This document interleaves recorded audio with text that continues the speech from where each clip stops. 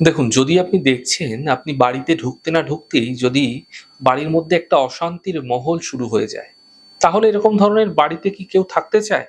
অনেকে ভাবে বাড়িতে হয়তো কোনো বাস্তুদোষ আছে, অন্য কোনো দোষ আছে তার জন্য প্রতিদিন ঝঞ্ঝাট বেঁধে যায়।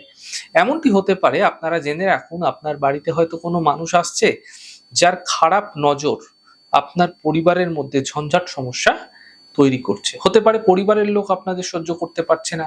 পরিবারের লোকজন যখন বাড়িতে ঢুকছে তখনই দেখা যাচ্ছে অশান্তি, ঝঞ্ঝাট কিছু না কিছু বাড়ির মধ্যে কিন্তু লেগেই থাকছে। বাড়ির বউয়ের সঙ্গে হতে পারে, বাচ্চাদের সঙ্গে, বড়দের সঙ্গে কিছু না কিছু ঝঞ্ঝাট কিন্তু লেগে আছে, ঝঞ্ঝাট থামছে না। তাহলে এখান থেকে বাঁচবেন কি করে? আপনাদেরকে আমি একটা উপায় বলে রাখি। এটা করলে আপনারা দেখবেন আপনাদের বাড়িতে কিন্তু এরকম ধরনের ঝঞ্ঝাট কিন্তু আর সহজে প্রবেশ করতে পারবে না। কারণ নেগেটিভ এনার্জি আমাদের বাড়ির চারিদিকে ছড়িয়ে থাকে। আপনারা এই নজর দোষ থেকে কিভাবে বাঁচবেন আমি বলছি, সেটা আপনারা নোট করে নিন। এই প্রক্রিয়া আপনারা করুন, ভীষণ ফায়দা পাবেন। আগামী শনিবার দিন সকালবেলা ৯টা ৫৪ থেকে ১২টা ৪৭ এই সময়কালের মধ্যে একটা ১২ আঙ্গুল সমান পলাশ কাঠ নিয়ে চলে আসবেন।